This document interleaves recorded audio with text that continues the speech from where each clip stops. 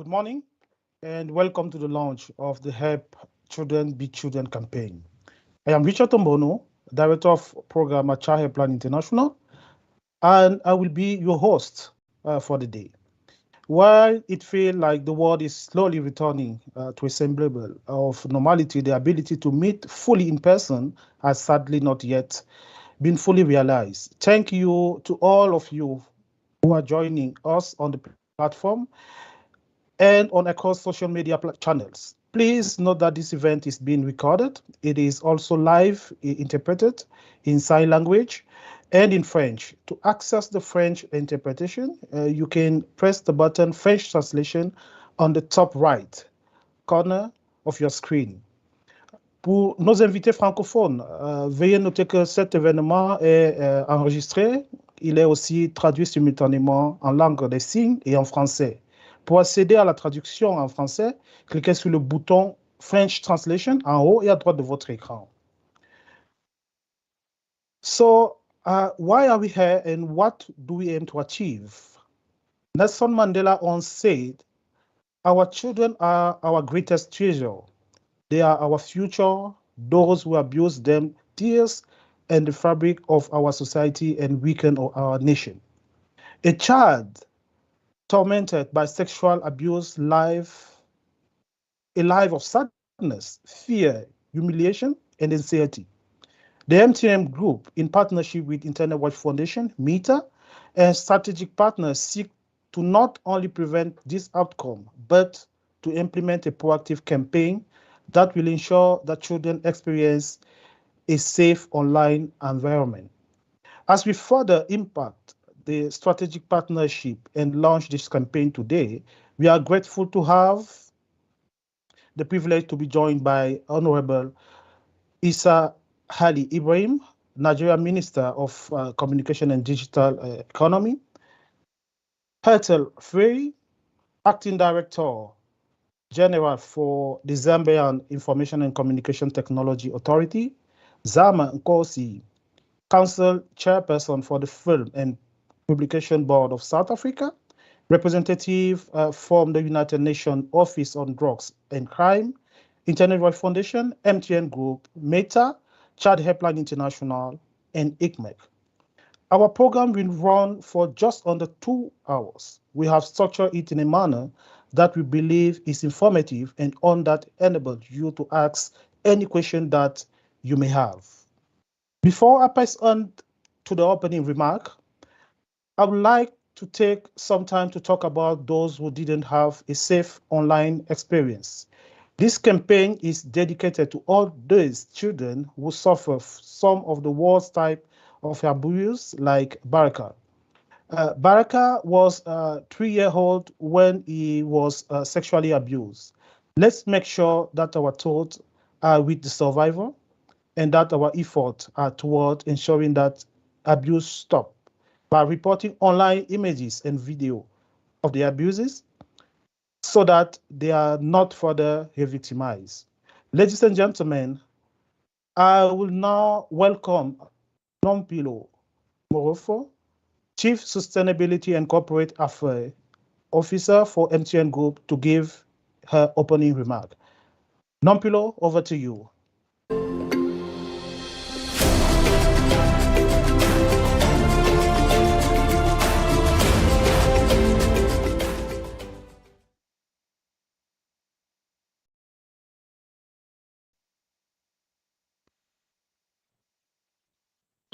Greetings to everyone who's taken time out to join us this morning for this important discussion. Thank you so much, Richard, for such a warm welcome to our guests that are joining us for this discussion. Technology is really part of our everyday life. We see it every day, especially post the pandemic. We're going to see more and more children getting online, experiencing gaming, experiencing everything that the technology can. For young people, we have realized that there's little difference between online and offline. For them, it's the same thing. The advancement of technology so far in our lives have seen many positives. There's been a lot of positive things, like we're seeing our children getting better education, better access to education. We're seeing a better information sharing and especially freedom of expression. the development of relationships and friendships online that have advanced relationships also with families for children to be able to connect more. However, we must recognize the fact that children in particular will always remain the most vulnerable group in today's digital world.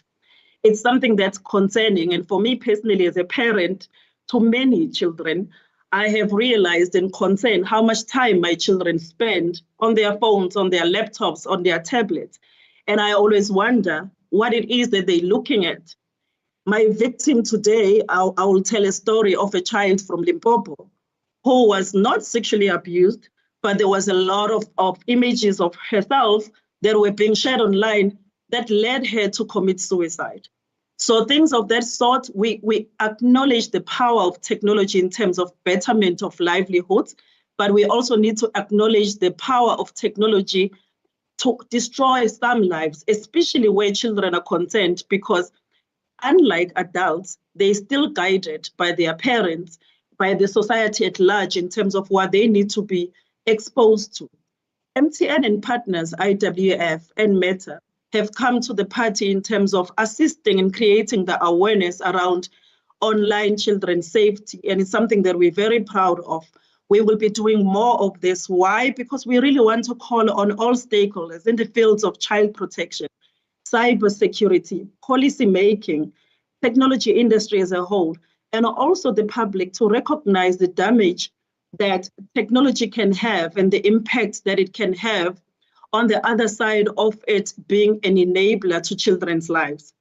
On that note, I would really like to thank our panelists and particularly call out the Honorable Minister Pantami from Nigeria, the Minister of Communications and Digital Economy, Zama Mkhosi, who's a Council Chairperson for Film and Publication Board of South Africa, Ethel Phiri, the Acting Director General for the Zambia Information and Technology, who have taken off their time to join us and our partners, IWF and Meta, this morning to have a meaningful conversation around this topic. We hope that you learn something today and actually join our cause to help children be children. Thank you, Richard, and over to you.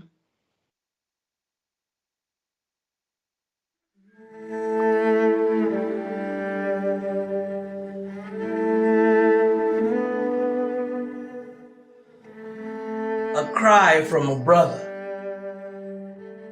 One particular sex is the usual victim, so this is a cry from the other. My little sister is in fact a future mother, so why share content that could ruin her entire childhood when she might raise a child good enough to change the world? Let's change the girl's depiction, every little boy's description, by obliterating every sexual image of a young king, let alone a young queen. Every dirty image wiped clean even before it is seen. Picture a past with no trauma or regret. Yes, let us help the IWF provide this armor of respect. Bless.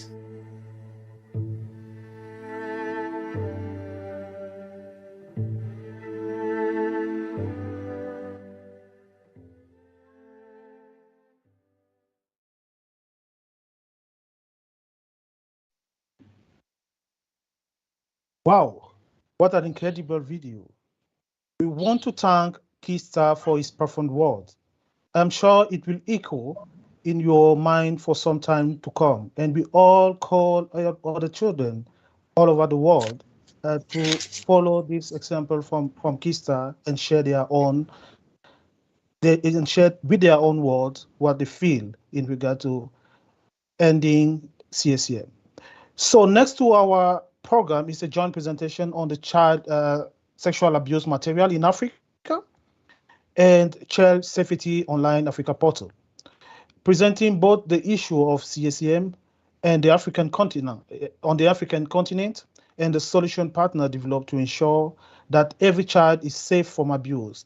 First, Guillermo Gayaza, Vice President, Partnership and Law Enforcement Training, or ICMEC, will talk about the data. Guillermo has over 25 years experience in developing relationship and working together with NGOs, law enforcement, industry, and other partners to build capacity and protect children globally. Then, Thomas Dyson, marketing manager at the Internet Watch Foundation, will explain how the Internet Watch Foundation and its partner are aiming to tackle the issue Guillermo will present. Only by working in collaboration with government, law enforcement, NGOs, and charity, and the private sector, can we truly put an end to the online abuse on children? Welcome, Guillermo and Tom. The floor is yours.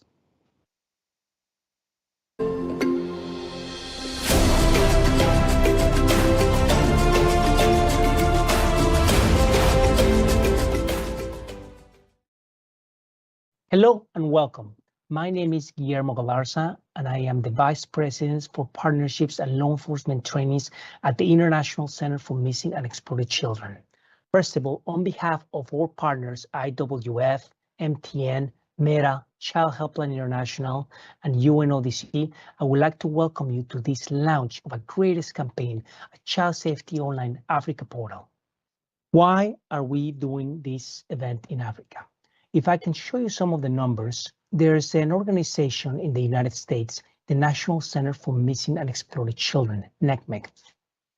NCMEC receives cyber tip reports. Cyber tip reports are any content of online child sexual exploitation on the internet, on social media, all over the world. Just to give you some numbers, in 2019 and 2020, there were over 20 million reports globally. These are reports of online child sexual exploitation, content, any material related to child protection online. If we look at the reports in Africa, just in Africa, in 2019, there were close to 1.3 million reports. There has been an increase of 81%. In 2020, the National Center for Missing and Exploited Children received over 20 million reports. These are cyber tip reports containing reports of online child sexual exploitation all over the world. Just in Africa, in 2019, there were close to 1.3 million reports of online child sexual exploitation. Going to 2020, there was an increase of 81%. That means there's a huge demand of online child sexual exploitation material. And why is that? There's many factors, and some of the factors could be COVID, the increased demand of children being at home, the increased demand of all these mobile devices and telecommunications. Just children have access to online to material, to technology, using these devices that have access to online child sexual exploitation. In Africa, the issue is increasing, and it's going to continue to increase as children have more access to devices, such as tablets, such as video games, such as mobile devices. It is an issue that we have to be aware as parents, as community, and just as a society of what children are getting into these days online. If I can be more specific, these are the reports that the National Center for Missing and Exploited Children received in 2020 of sub-Saharan countries. And if you look at some of the statistics, even South Africa, Sudan, those are topping over 100,000 reports. That means that it's still happening in other parts of the world, but the reports that are coming to the authorities, to the National Center, those are the reports that actually illustrate here in these slides.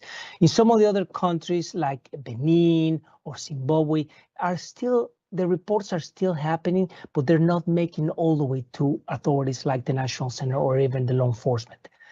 And here's why we're doing this campaign. There needs to be an awareness campaign among society, among families, among schools. That is an issue that is not just a regional or a local issue, it's a global issue, and we need to address this globally. And campaigns like this are gonna really give us an overview of the global problem of online child sexual exploitation. Also, it's an issue of legislation and laws. In 2006, the International Center for Missing and Exploited Children, ICMEC, released its first model legislation report. The legislation report focuses on 5 areas of key legislation, whether there's legislation specific to child sexual abuse material, whether there's common definition, whether or not there's technology facilitated offenses criminalized in the national code, whether simple possession is criminalized, or whether or not ISP reporting are mandated to report content to the proper authorities. If you look at the content for Africa, the countries that are with the white shaded, they're not part of the report of the actual campaign. But if you look at some of the reports on the heavy blue shaded, those are some of the countries that actually have laws pertaining to child sexual exploitation. And you could see, for instance, like South Africa is shaded in dark blue, and some of the countries in West Africa are also shaded in heavy blue. Those are the countries that actually meet the criteria of legislation. That means that they have minimum enough criteria. But if you look at the other countries that are lightly blue or so, there's some legislation, they don't meet the full criteria, but this is why we need to educate policymakers, educate governments that we need to continue to improve legislation. We need to continue to improve mandate, and we need to continue to engage with industry so they can create awareness programs, so they can report content to the proper authorities. And I think at the end of the day, it's all about sharing information. I think this campaign is a very good first step to continue to drive this initiative forward. It is not the only one solution. I believe governments must work together to continue to raise awareness. And I think by raising awareness is the first step to create national agendas to address online child sexual exploitation. With that, I will turn this over to my friend or friends at IWF, Tom Dyson, to continue with the presentation. Thank you.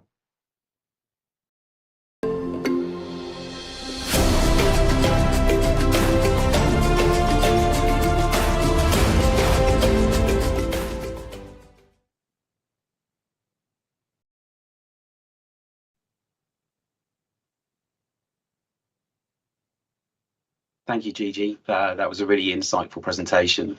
And we've worked with the International Centre for Missing and Exploited Children for quite a long time now.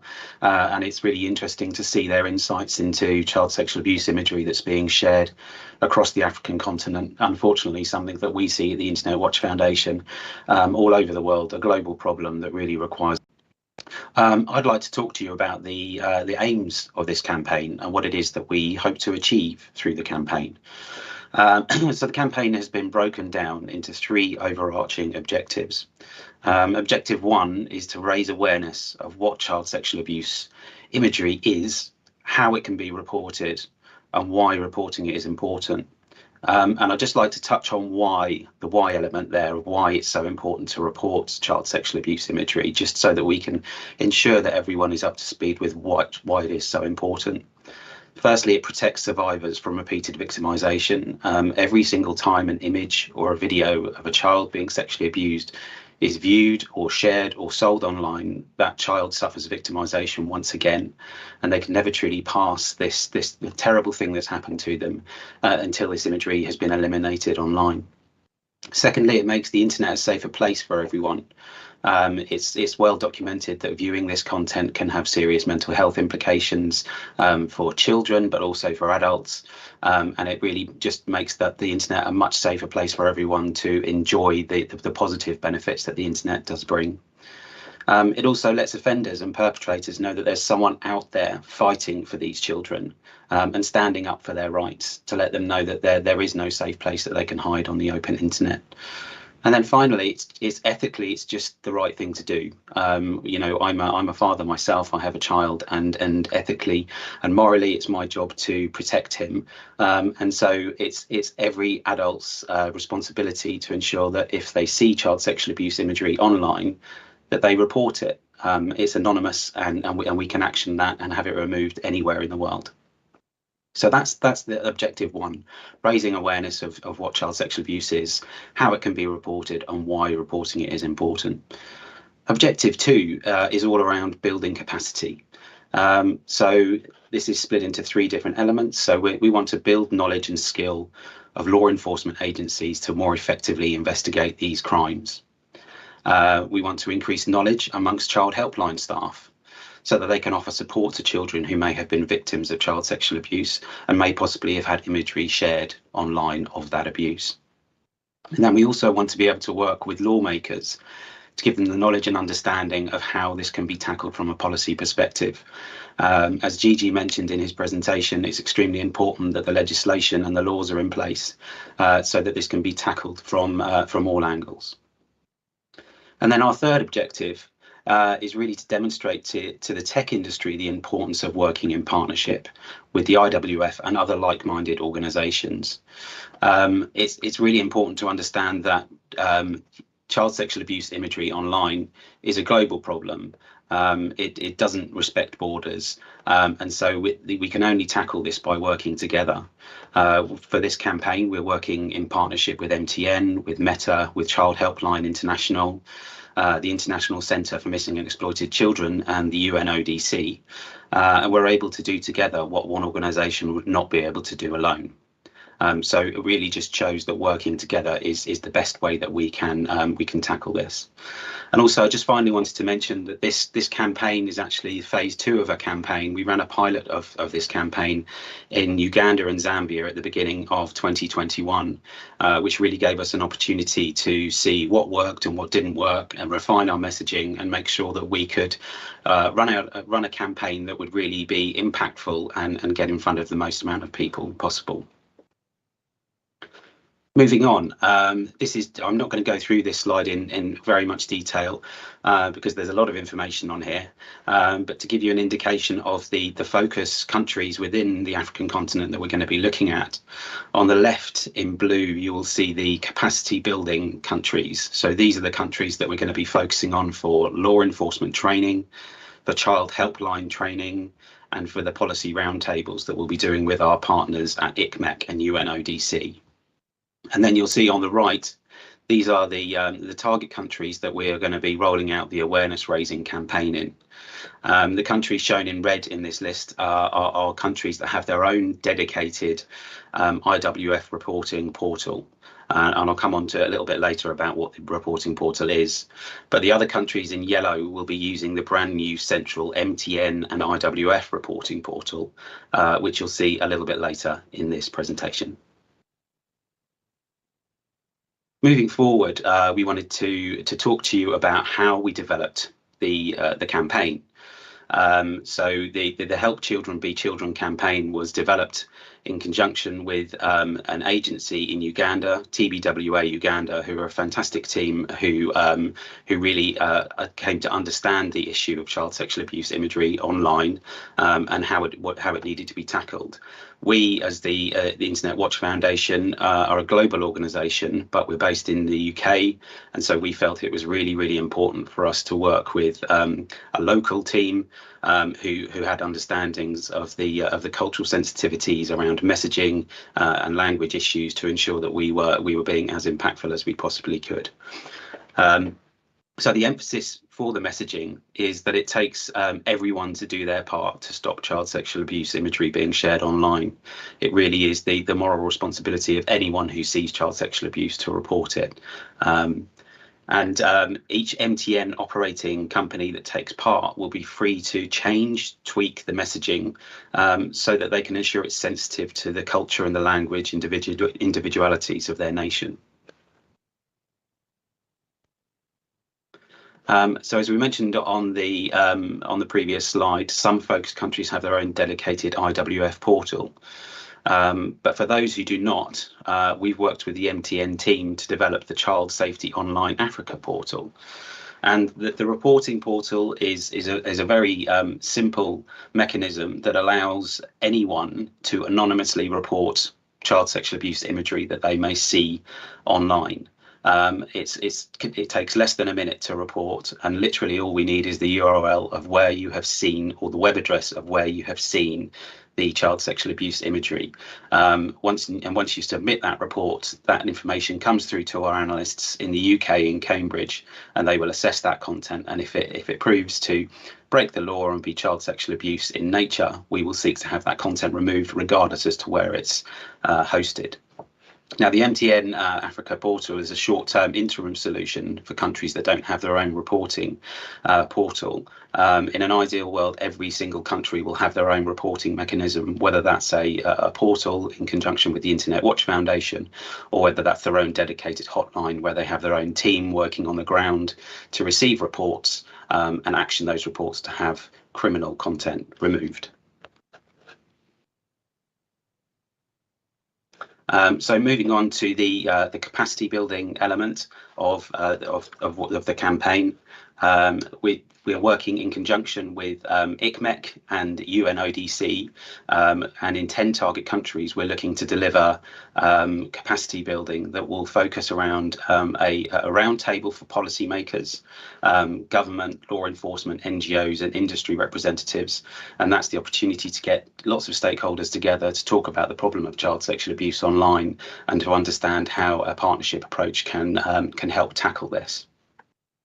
And there'll also be training sessions for law enforcement agencies, judges, prosecutors, detectives, and other people in police to let them understand what the best practice is when it comes to investigating child sexual abuse online, and how we can track down the perpetrators who do this terrible crime and bring them to justice. The events will focus on global and regional perspectives of child sexual abuse imagery. As I said before, this is a global problem. This isn't something that just impacts Africa, it impacts every country on the planet. And so it's really important to understand the global perspective so that we can understand how it is that we can tackle this global problem. They'll also be looking at local legislation on the issue, as Gigi mentioned in his presentation before me. There's varying legislation across different countries in Africa, and ideally we want to be in a position where the map that you can see on the right-hand side there is all in the very, very dark blue shade to show that there is really strong legislation to tackle child sexual abuse imagery. And then finally, it's looking at how to enforce and prosecute. So this is where law enforcement and prosecutors will come together to understand the best way to investigate child sexual abuse and also to prosecute those who are perpetrating it. Moving forward, the final element of the campaign is working in conjunction with Child Helpline International, and this is where we'll be rolling out an e-learning module, so an online module that members of Child Helplines can access, and it will provide them with a training and understanding into what child sexual abuse imagery online looks like, and also how to support those children who may have been impacted by that. So within the first phase of the campaign that I mentioned earlier that we ran last year, we developed this e-learning module, and in phase 2, this part of the campaign, we have been working on translation of those modules to meet the needs of 11 different helpline teams. You may notice that we actually had 10 focus countries for this area, but we've developed 11 different modules because we have 2 child helplines in Nigeria, so that's counting as one country. And moving on, that's it from me. I think it would be great now to pass back to Richard. Thank you.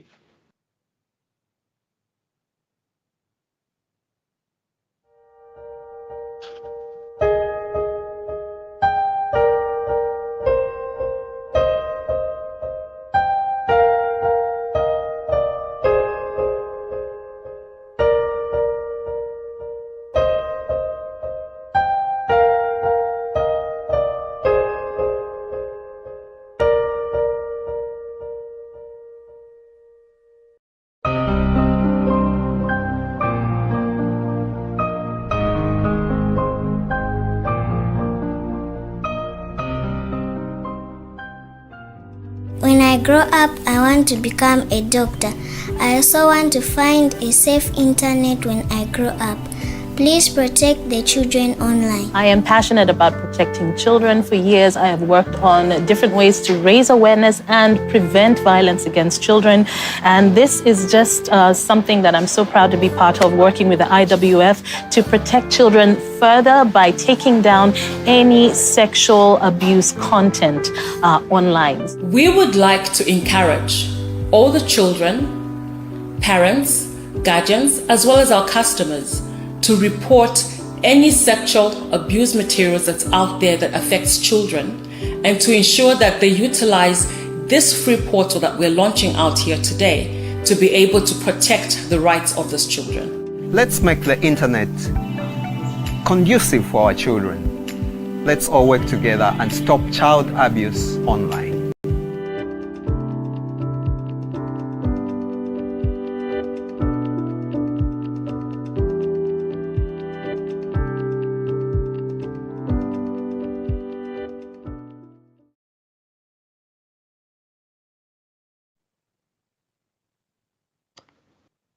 Thank you very much, Guillermo and Tom. And what an inspiring video. It shows the power of partnership, to echo to what Guillermo and Tom just mentioned during their presentation.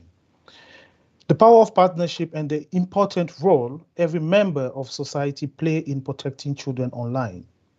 This campaign seemed to be encompassing all key aspects for an efficient child online protection initiative, a capacity building to open discussion with government, NGOs, industry, the justice system, and train national law enforcement, helpline staff, and all professionals who are in frontline role in protecting children, and an awareness raising aspect so that the general public know that child sexual abuse material is and what to do if they see an image or video showing a child sexually abused online. Next to our program now, we will turn our attention to further impacting the campaign as well as the associate portal. Following this session, and we will open for question and answer. So I invite everyone watching today to please post your question on the chat function during the panel. If you would like to address your question to a specific member of the panel, please do indicate who you would like to address your question to. As I mentioned earlier, this panel discussion will be conducted by Carmen Corbin, Head of Counter Cybercrime Programming, West and Central Africa, based in Dakar, Senegal. Welcome, Carmen, and over to you.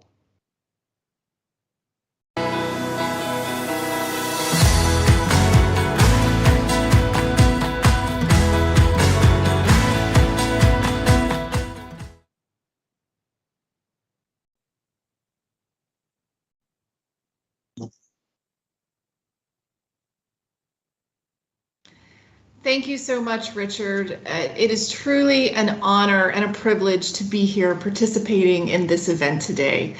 As Richard mentioned, I am with the United Nations on Drugs and Crime in West and Central Africa. But this particular topic, this particular crime is particularly close to my heart because I am a former federal prosecutor from the United States, and I specifically worked for a little over 11 years prosecuting these specific types of crimes against children. So this is an important launch and an important event today. In the world of cybercrime, the focus is clearly generally on the dark side or the pitfalls of technology. But today, however, as we launch the Help Children Be Children campaign, we have the opportunity to counter the problem of child sexual abuse material by actually using technology for good. I'd like to take some time before presenting the panel to talk about the reason behind this event. And this campaign. We are all together today to ensure that no child has to endure an experience as traumatizing as child sexual abuse. But sadly, not all children have been protected. One such child is a child named Sarah. So today I am wearing a jersey in Sarah's honor. You can see from my jersey that I have Sarah's name listed on my jersey. Sarah was 8 years old when she was sexually abused, and that is represented by the number 8 on the back of my jersey. She was sexually abused, and the footage was published online. So I am wearing this jersey today in her honor to make sure that we remember her and the other survivors of this type of abuse. And I am absolutely delighted to see our panelists who are here today to present solutions to make sure that no other child experiences what Sarah went through and other children like her. I'm joined today by a very esteemed panel who will share their thoughts and views on what needs to be done to create a safe online environment for children. So welcome everyone, and thank you for your time today. I'd like to encourage, before we start, I'd like to encourage our audience to take advantage of this panel to ask your questions. You are able to put questions into the chat.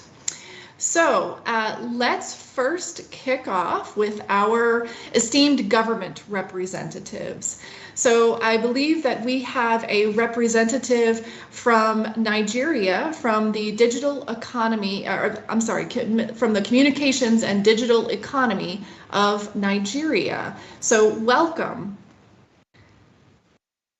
I would like to ask the question specifically that Nigeria is a true hub in terms of Nigeria is a true hub in terms of technology and development on the continent of Africa and globally. How do you ensure that bad actors, criminals, and those looking to abuse children online cannot take advantage of a better internet access, better infrastructures, and the platforms that exist in your country? Welcome. All right, thank you very much, Carmen. Thank you for having us here. Let me start by bringing warm greetings from my boss, the Honorable Minister of Communications and Digital Economy. Actually, till very late last night, he planned to be here and told me to make arrangements. But a few hours ago, some things came up. You know, responsibilities like that, you can't really be sure of how you manage your time. He's responsible. The president gives him assignments and things like that. So he sends his warm regards, he sends his apologies, and he would like you to know that this is something that he holds very dear to his heart. And we're making progress along the lines of, you know, protecting people and, of course, protecting children. In terms of what we're doing as a country, I would like to first say that, you know, we all know how the world had to experience the effects of the COVID pandemic. While there were many negative effects, one of the positive effects that we experienced in Nigeria, and I believe in many parts of the world, was the increased online presence. So many people now spend more time online, and unfortunately that gave cyber criminals and people that wanted to perpetrate evil acts to have more access to people online. And so in terms of what we're doing to try to protect cyberspace, we have a lot of policies and initiatives in place that focus on cybersecurity. We know that Nigeria has the Cyber Crimes Act, and that act actually talks a lot about how to protect people online, and it specifically talks about how to protect children online. And they will have the policy and strategy that was put together last year. That also talks about that. In addition to that, one of the parastatals under the ministry, the National Information Technology Development Agency, is coming up with an internet code. And recently, I think just last week, the Honorable Minister of Communications and Digital Economy launched a committee on the development of a unified national strategy on child online protection. It has people from the ministry, from NIDA, from the National Communications Commission, from NAPTIP. I'm sure you know of NAPTIP in Nigeria, the organization that helps with the prohibition of trafficking. So we're doing things where, and we're putting those measures in place. And of course, we're trying to emphasize the importance of awareness as well, because if people are not aware, then it's difficult for them to report and to prevent things like that. So in a nutshell, those are the few things we're doing. I'm sure as the panel goes ahead, I'll be able to talk some more. Thank you. Thank you so much, Doctor. And really, we are quite grateful to have you here today. We completely understand how things can change. And I'm sure that Professor Isa Ali Ibrahim, the Honorable Minister of Communications and Digital Economy in Nigeria, is quite busy. But we are grateful for the support, for his support, and for your support in being here today. So I thank you very much. So let me move on quickly over to our next panelist, to Ms. Zama Mkosi. Ms. Mkosi, as South Africa is one of the main hubs in terms of digital technologies development on the African continent, how does the Film and Publication Board ensure that progress in this area is made with keeping the safety of users and children in particular in mind? Thank you. Thank you very much, Carmen, for the opportunity to represent and articulate to the audience listening all the great work that the South African government, through its entity, the Film and Publications Board, is doing in this space. And firstly, I would also, I'm bringing the warm regards of our Honorable Minister and Deputy Minister, who personally called me urgently to take their seat because they had committed that they are going to be here. So they also take this subject quite seriously, and hence they did call on me as the chair of the entity that has the mandate to implement this cause for the South African government to position what South Africa is doing in this space. And I think it's firstly important to acknowledge that, carrying a mandate to balance the rights that are often enshrined in constitutions and Bill of Rights in various countries of the content creators, as well as the distribution platforms, but at the same time to balance those with the rights of users of those platforms, particularly children. It really is quite a mammoth task. And it is a task that really takes a fine balancing act because there is often competing rights. But we know that when it comes to crimes being committed against children, as sexual crimes against children, we know that children's safety takes priority, and that really is the position that the Film and Publications Board has taken.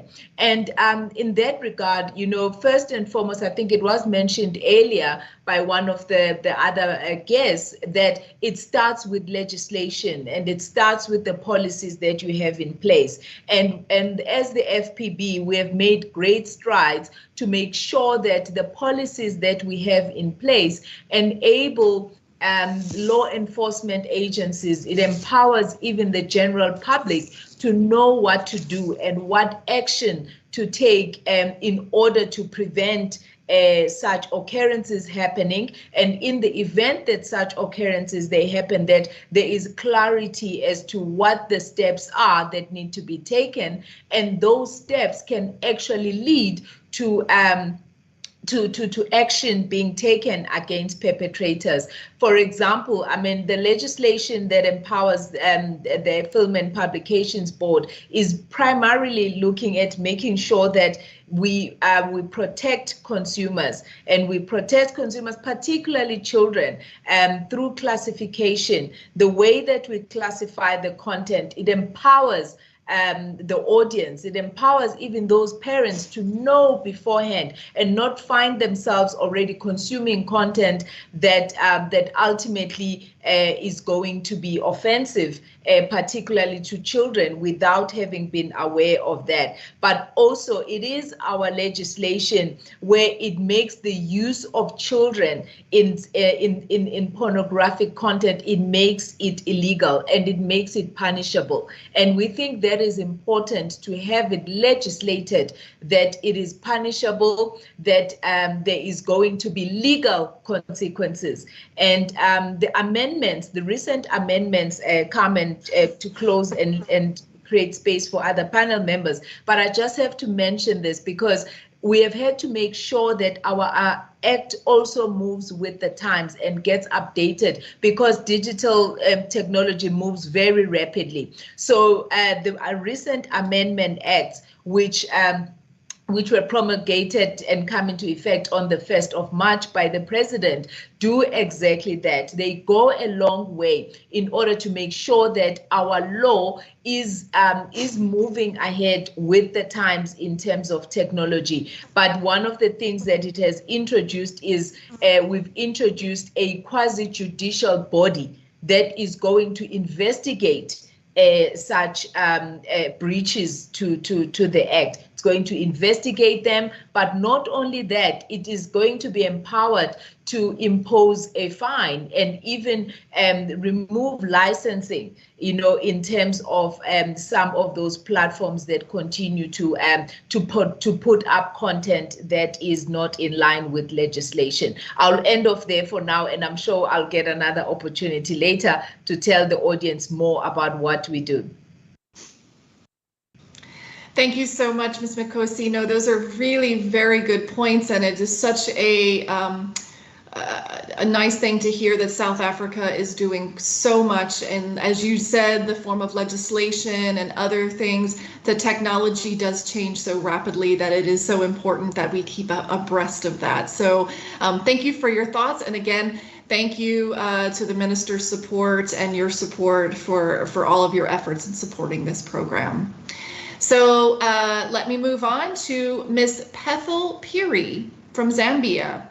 So Ms. Piri, I'd like to ask you specifically so Zambia is one of the 23 countries on the African continent to have a national reporting portal developed by IWF in partnership with ZICTA. This is great news.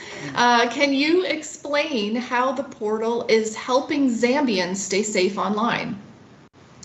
Okay, thank you very much, Carmen, for that question. And indeed, we are happy and privileged to be part of this interaction of Children Be Children. Yes, you're correct. Zambia's portal was launched in 2018 with the objective of protecting children online. And through this portal, it is now easy for quick and easy reporting of child sexual abuse in form of videos and images. So what it is that if somebody notices anything, they can actually post on the website, and there's also a reporting feedback loop. You can report anonymously, and then in case you want us to give you feedback, we will get back to you on how that case was handled. And over time, we have seen an increase in the number of cases that are reported. When it first started, then the number of cases reported were on the low side, but looking at statistics from 2021, we have seen an increase in the number of cases that are reported. And also, as part of our sensitization, we also like to remind the public that this portal is available for them to use to report on cases that arise with regard to child online safety. And also just to mention that we also enacted our Cybersecurity Act last year in 2021. So in the Cybersecurity Act, it actually does list the distribution of child pornography as a crime, and somebody can get arrested for 15 years or so. So it is something that we are taking seriously.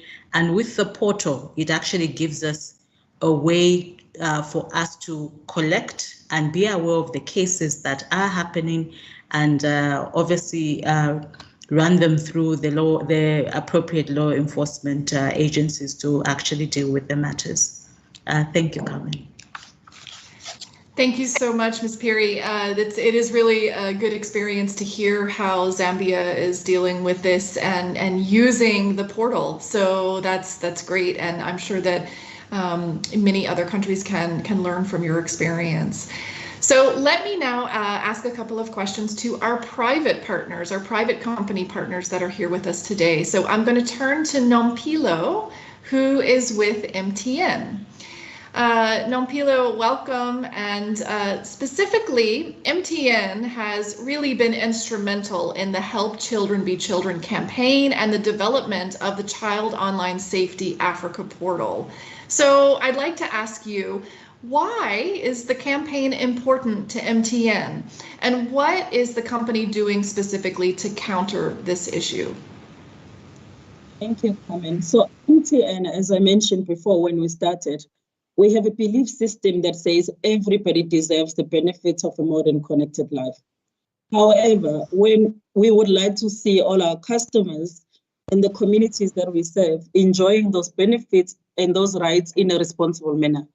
We particularly look at human rights and the issues of digital human rights to ensure that all vulnerable groups that we work with are protected online, particularly the children in this case. So 2 years ago, when we started this conversation with IWF, it was a no-brainer really for MTN to get involved. It's a cause that we're very passionate about.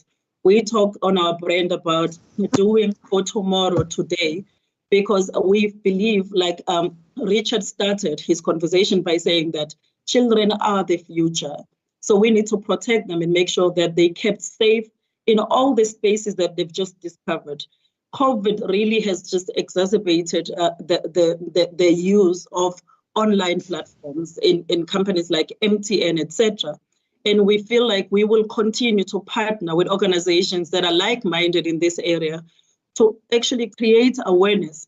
We've seen that in markets sometimes where we operate, reporting things of this sort is a personal issue. Sometimes it's very culturally nuanced. We have seen behaviors in creating our awareness where content of this nature is also not reported because it's kept within a family situation.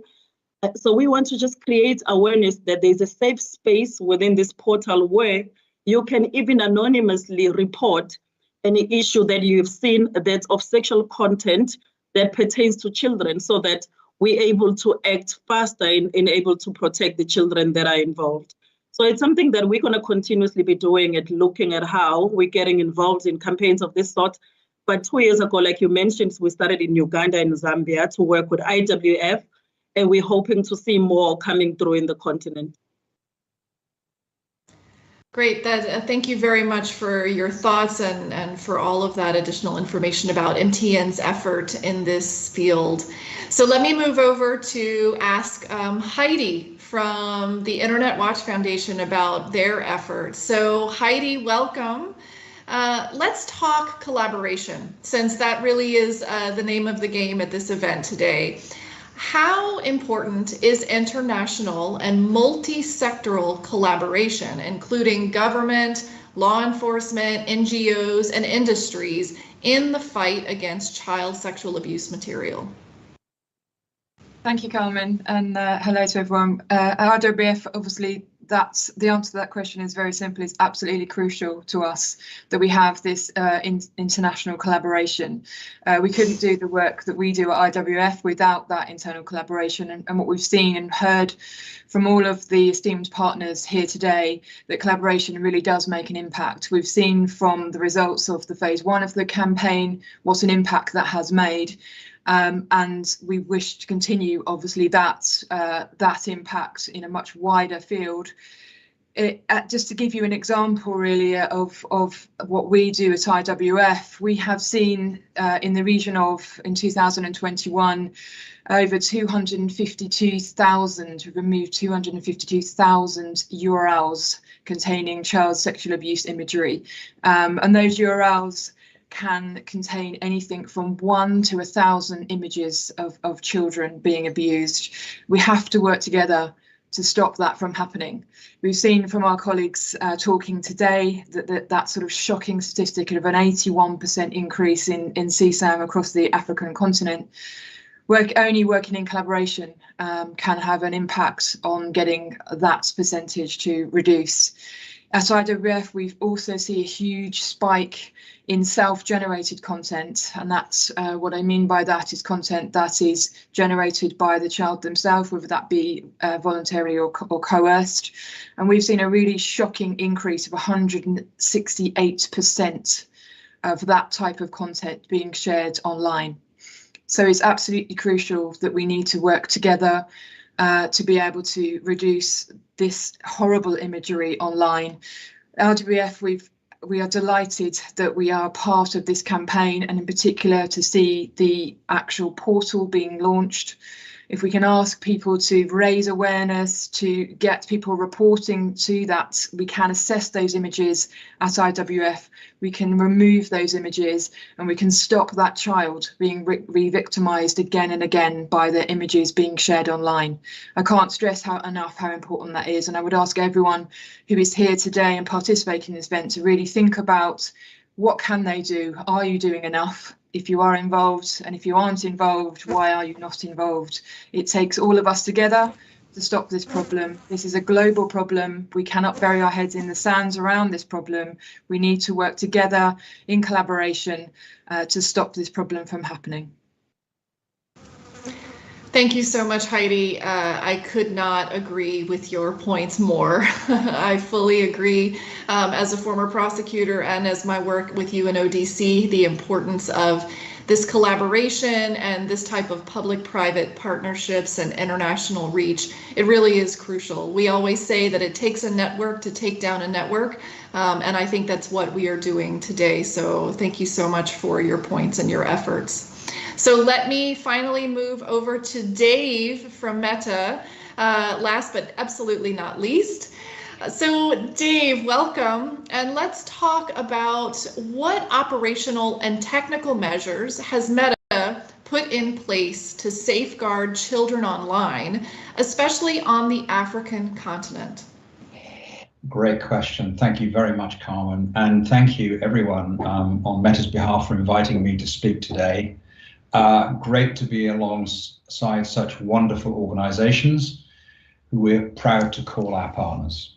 I'm wearing the shirt of Imani, so I wear that in honor of her as a victim.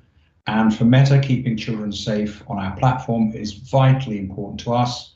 And on the African continent, it's no different. Today, we have 40,000 people working on safety and security, and we've invested approximately $5 billion in 2021 alone on safety and security. My team works with our regional policy teams in Africa, along with governments, other industry partners, academics, and NGOs. Indeed, today's roundtable is testimony to that. Meta's Safety Center provides a central location for people to access a variety of safety materials across our family of apps, such as Parent Portal, Child Safety Portal, and Youth Portal, in a range of African languages. We recently launched a digital literacy program dedicated to sub-Saharan Africa. My Digital World provides accessible learning modules that are designed for students between the ages of 13 and 18 years old.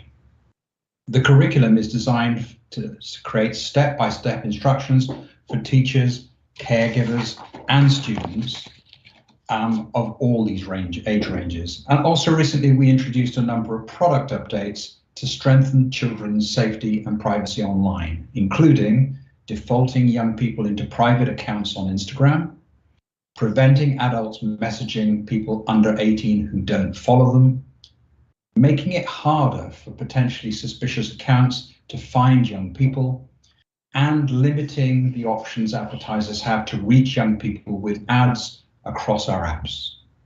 This means that previously available targeting options, like those based on interests or on their activity on other apps and websites, will no longer be available to advertisers. I'm happy to talk more about our work tackling child sexual exploitation and abuse a little later, but just to say that our Report It, Don't Share It PSA campaign has launched in more than 16 countries throughout Africa, along with safety alerts and pop-up prevention tools in-app, and we look forward to continuing to battle what is really very heinous content. Back to you, Carmen.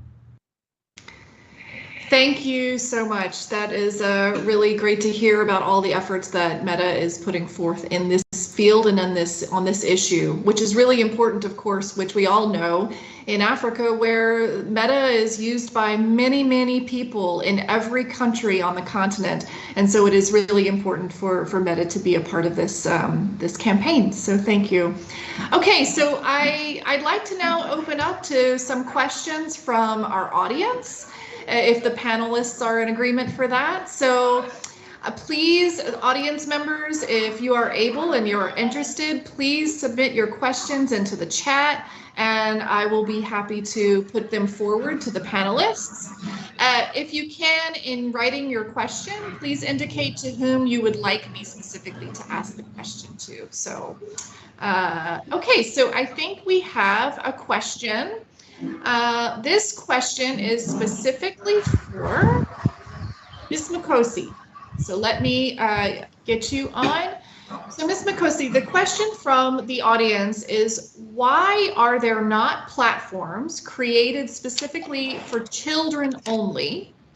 And why are the age limits not enforced on certain platforms? I'm not sure if that means like other online internet platforms. But please go. Okay, yeah, I think that might be a bit of a query there to understand which platforms they're referring to, but certainly I think it is our mission to make sure that every platform is first and foremost registered with the Film and Publications Board, and that is something that, thanks to the most recent amendments to the legislation, we have been empowered with regulating even the online content space, because before the amendments, that regulation was by consent effectively, and it was not a legal obligation, but all of that has changed with the amendments. So the recent amendments, which only came into effect on the 1st of March, are the ones that actually make it a legal obligation for platforms that make available content for sale in the country to be registered with the Film and Publications Board. And upon registration, they are then obliged to comply with the age restriction and the classification guidelines of the Film and Publications Board. So I think with those new teeth, so to speak, that the Film and Publications Board have now been given as a result of the latest amendments, we are planning to really go out there and do, I don't want to use a strong word, but do a clean sweep, so to speak, being empowered now by legislation as opposed to the negotiation and appealing to people's good faith. Now we actually have a legislation that backs us up. Now there are legal consequences if platforms are not complying, and those we do have a judicial body that is going to investigate such complaints, for instance, and the public has every right to put in a formal complaint to the FPB that this particular platform has got this particular content and it appears that it is not classified, it is not rated, and we then have an obligation as a result of these amendments to then investigate and ultimately impose fines, as I said, if there is a finding that there is non-compliance in any event. So, and also perhaps another thing that we've introduced, simply because of the reality of regulating in the space where there is online content everywhere, and the Film and Publications Board cannot have their hands everywhere. The new amendments have introduced a concept of co-regulation with the platforms. And by that, it means that we make available our classification guidelines, which are, in terms of international and global classification standards, they are right there with it. So we make those available and reach agreements with platforms for them to co-regulate, but we still, as FPB, remain ultimately responsible for those regulations, but we do it in partnership with the platforms. Thank you so much for that really comprehensive answer. I appreciate that. Okay, so I have another question, and this one is actually for Heidi. So Heidi, the question from our audience is, apart from the reporting channels, what else will IWF be doing to deal with the issue of child sexual abuse material? Thank you, Carmen. Well, as you say, we do have the reporting portals, of which we have 49 international reporting portals around the world, and this new one here today makes that to 50. But also, in addition to that, at IWF, we have over 170 industry members who help us in that fight. Those members also take our services in order to block child sexual abuse material from their platforms. But also, as we can see today from this sort of partnership, they help us in terms of spreading the word, the awareness raising, and developing the technology. We have partners across the world, which includes also government, NGOs, law enforcement, a lot of ISPs and telecoms. But what's crucial, and what one of my colleagues mentioned earlier, is also about that technical collaboration. We have to stay one step ahead of technology. So at IWF, we are also developing lots of very clever technology that will help us to more efficiently detect and remove child sexual abuse material. So those that's reported by members of the public or proactively searched by our analysts back in Cambridge in the UK, we can provide the technology solutions that will help to actually detect that content, to get it removed, and then we can work with our industry partners so they can deploy our services across their platforms to also get that removed. So there is a whole selection of things that we are doing at IWF. Also, I can't fail to mention the analysts that we have who have to unfortunately view this child sexual abuse material every day. They do an absolutely fantastic job in terms of removing content online.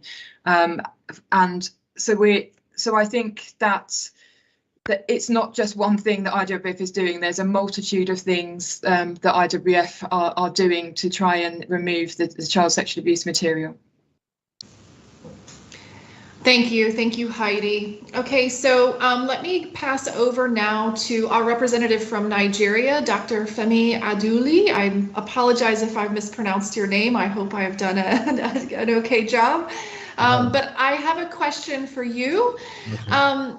So from our audience, the question is, Nigeria has made great strides in promoting digital literacy through initiatives such as the Open Imo project, which will result in more children being exposed to the online community. As progress is made, is the ministry rolling out any other online safety plans to mitigate against any unintended consequences of having so many children accessing the internet?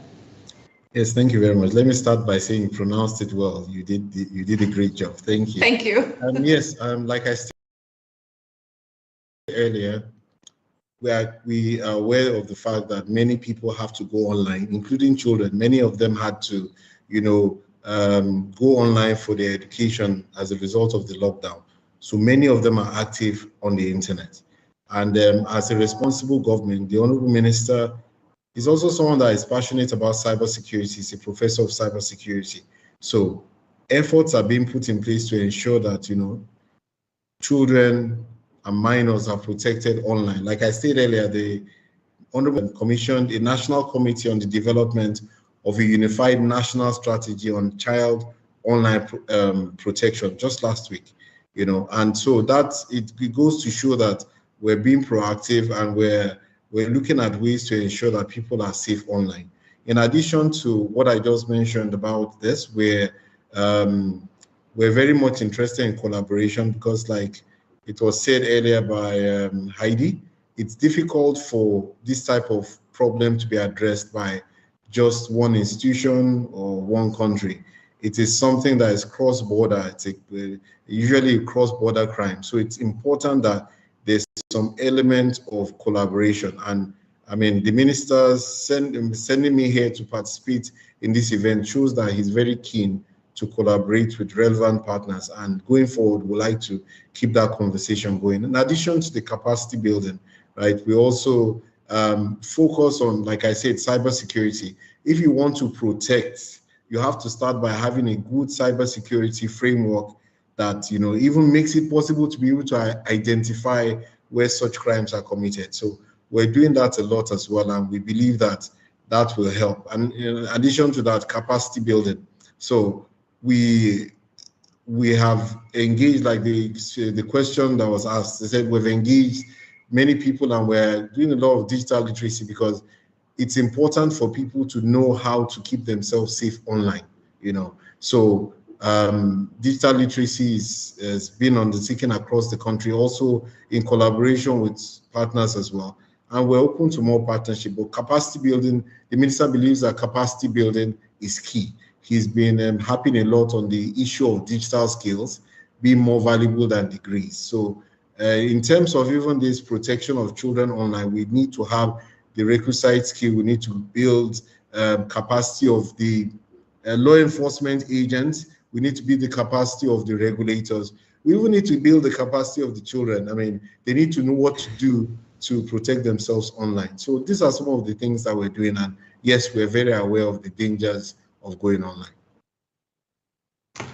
Great, thank you. Thank you for all of that information. So let me see. Let me go to Nompilo with MTN.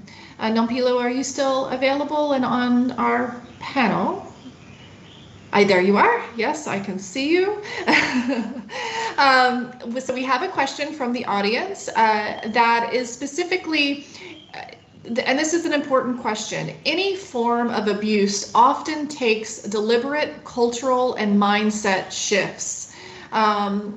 What types of cultural and behavioral elements do you believe the continent needs to adopt to better tackle issues like child sexual abuse?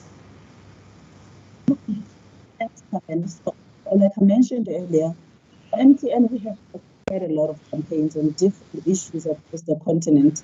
We cannot dictate of the market where we operate, but what we do is that we work within the culture of each country to ensure that we learn the messaging around the issues that are important, such as this one. But what we will do with IWF, for instance, and Meta, and the partners that we're working with, is to ensure that we translate the material around child sexual abuse in a way that's culturally sensitive to the markets where we operate, and make sure that the message lands without us patronizing our communities where we operate. So it's in that context that we really want to look at partnerships with communities. We don't want to come to them with an idea that we know better, but it's about building this and co-creating a culture where our children can thrive. Great, thank you. Thank you so much.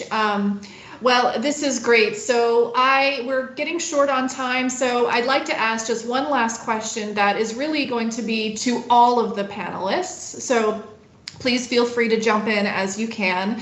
But the question that's being asked is, and from me, I would be grateful if the relevant panelist members that are on this topic can kindly explain what kind of support victims require when they report child sexual abuse material, and what mechanisms exist for referrals to services that may be needed.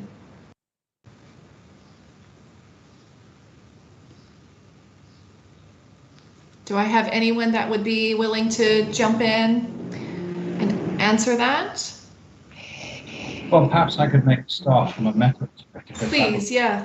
Yeah, I think it's worthwhile stating for the audience that the reporting portals mean that this illegal content, which is what it is to view, is handled correctly by the analysts and then sent via the National Center for Missing and Exploited Children in the US, classified and then returned to law enforcement, who can then handle those cases. So that loop is protected by law and is really important to the way we work. I think what's key from an industry perspective is cross-industry collaboration. MTN, Meta, ourselves, but many more others need to step up. And the reality is we proactively scan on all our public services, and we take down 99% of CSAM content even before the user even reports it. And the point here, I think, is that there needs to be a lot more preventative work. How does it come about in the community, and how do we prevent that? How do we deal with people who are looking at this content, maybe just perhaps out of curiosity or poor humor? There needs to be an educational process going on. And I think this kind of campaign is really important. It addresses that. It talks about the fact that this content is illegal to view, and that every time there's content viewed, that victim is re-victimized. So I think those things are really important. I think the next thing too as well is that different countries and different regions have different cultural norms, and in some communities it's really actually shameful to report something. Often police forces or law enforcement may not be trusted, or in others play a very different role. So there's lots of cultural sensitivities, and I think what Meta tries to do with our regional teams is be really sensitive to those and work with NGOs and communities on the ground to support not just the community but the victims too. And I think actually what you've done today by us getting to wear these shirts with these victims just demonstrates that really we've got to reduce this to a human level. It's not just a technology issue, it's a range of actors coming together like we do today to resolve what is a very heinous crime. And hopefully what we can do in the next few years, educate the communities out there to understand that it is unacceptable to view this kind of content. I hope that's useful. Yeah, Dave, that is quite useful. And it is really interesting to hear, for sure, the private sector's kind of focus and visibility on that issue. On the same question, though, I'd like to hear maybe from one of our government representatives. Can I pass over to Edgar, who is here representing Zambia and ZICTA?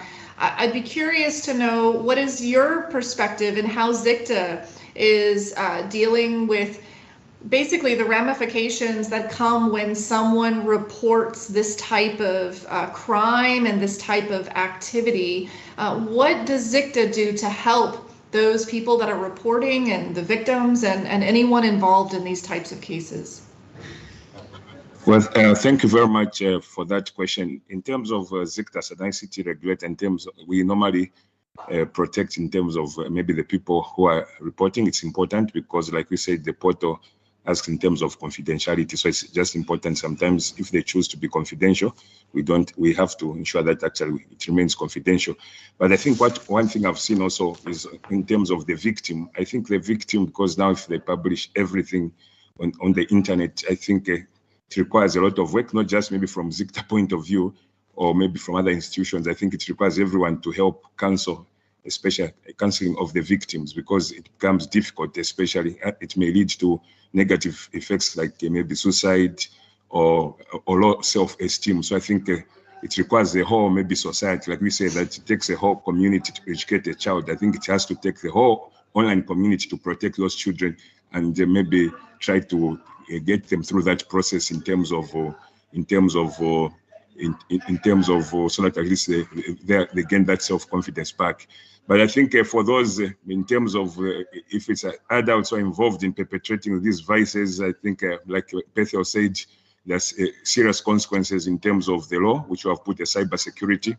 There are serious penalties, especially when it comes to child pornography. You had 15 years, we have even put grooming and solicitation. So I think for those, there are serious ramifications, especially if the adults are involved. And I think so far, there have been a number of cases in court where even adults have been arrested and convicted. But I think what I wanted also to say in terms of referral system, we have seen that yes, we have the helpline and we have also the Internet Watch Foundation portal. But I think these systems need to be connected. You find that on one hand, the law enforcement agencies maybe are not connected to this system so that they're able to follow through some of these cases which are referred to them. Although in Zambia we have a national national coordinating committee where ministries and all these law enforcement are represented, but I feel we need to have a proper system where if cases are reported also maybe to law enforcement agencies, they're able to be tracked. If they go to the courts, they're able to be tracked so that at least we have that holistic database, but which is currently missing at the moment in the country, so that we have a proper oversight in terms of what each institution is doing, especially for the cases referred. Thank you. Thank you so much, Edgar. That is really important thoughts. And yes, I think, again, it underscores the fact that this type of collaboration from all of these different partners is critical to stopping this crime and this scourge that's on the internet. So to protect our children, we all have to work together. So we are running out of time for this panel. I want to send a big thanks to all of the audience participants that suggested questions. Really greatly appreciate all of your ideas and your questions. And a big thank you to all of our panelists who were here, who took time out of their extremely busy schedules to join on this launch today and to participate and give us some of your thoughts and ideas of how you see this fight against online child sexual exploitation and child sexual abuse material online. It has truly been an honor for me to moderate this session and to be a part of this campaign. And with that, I will pass back to Richard.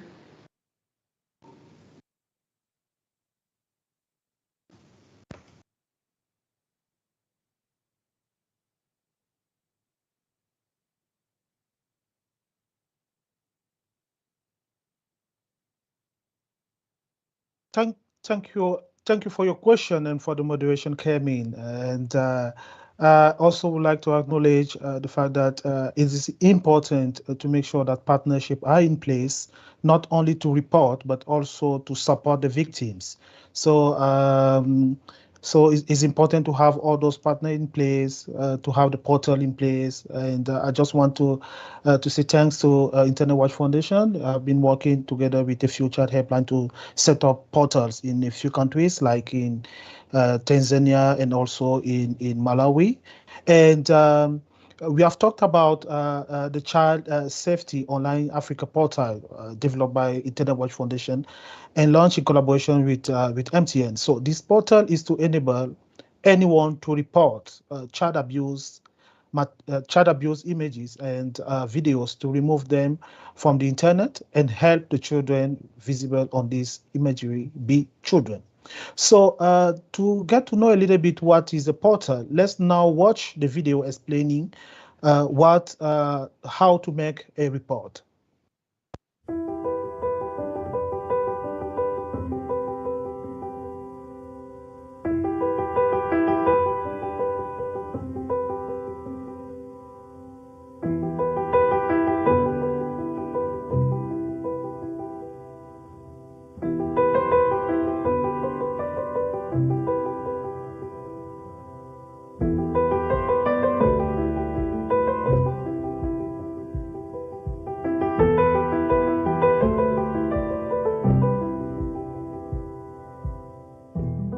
If you think you stumbled across child sexual abuse material, you should report it to the Internet Watch Foundation. The process takes less than 2 minutes, and in this tutorial, I'm going to show you how to make a report quickly and easily. To report images and videos of child sexual abuse online, you can type the following URL, africachildsafety.com, into an internet search engine such as Google. Then all you need to do is click Make Report and then click Next. At this stage, you could decide to be anonymous or to leave your name and contact details. Whichever option you decide to take, you are doing the right thing by reporting this content. If you click on Website, you'll be asked to give the URL and any details you can think of, such as how you got to the page or what you thought you were reviewing from that list in the description box. Here, you'll be asked to identify where you saw the child sexual abuse material.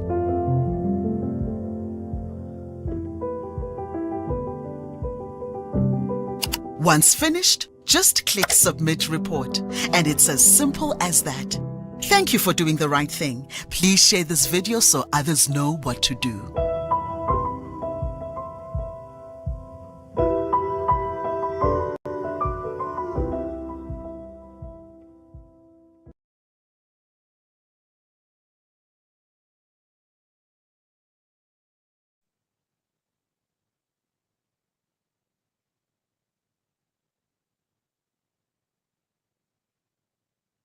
As we saw,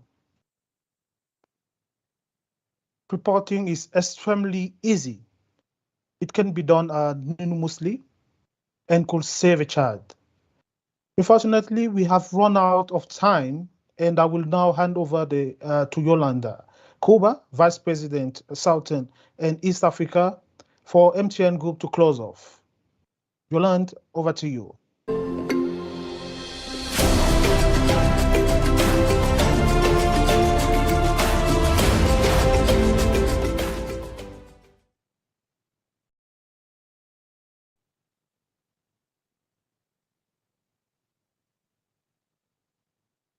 Thank you so much, Richard. Firstly, I would like to say thank you for the kind of discussion that we've had here today. It is so important and necessary for us, given the times that we are living in. And I would also like to start by saying also thank you to our esteemed guests who participated and discussed some of these most difficult around protection of our children. So thanks to each one of you. Today, I represent Jolie. Jolie was 16 years old, a shy teenager, then blackmailed into performing sexual acts with adult males, and even worse. The disgraceful images and videos were then taken and shared widely online for financial gain and gratification for people with a sexual interest in children. Just saying those words and saying them out loud has to be one of the hardest things I've had to do. But the truth is, these are the words that we do indeed need to say out loud. We need to tell the stories to help stop everything that is happening. We have to tell the stories to stop the spread of this scourge, robbing our children of their futures and the futures that they deserve.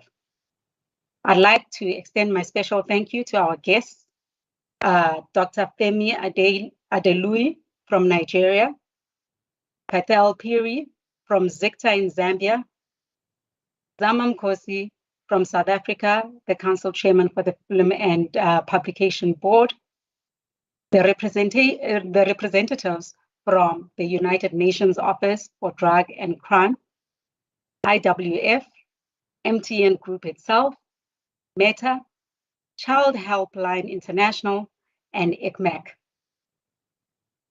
I am also proud to represent a company that can openly discuss and act on such sensitive issues and important conversations like we are having here today. The youth are at the center of our audience as MTN. Everything we do is targeting at growing Africa's youth, and that youth starts with them being in childhood and them having a safe and an enabling environment in which to thrive as children is important. And to have these discussions is critically important to us.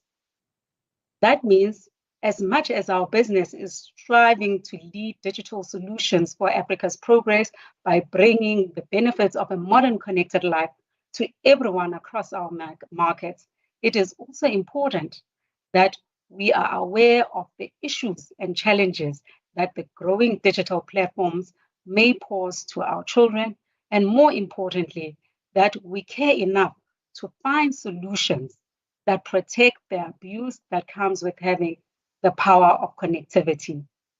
As a mother, as an aunt, as a sister, this conversation is particularly important to me. I have a 9-year-old and a 13-year-old. So this is really personal. The safety of our children from the abuse on the internet is paramount importance right across.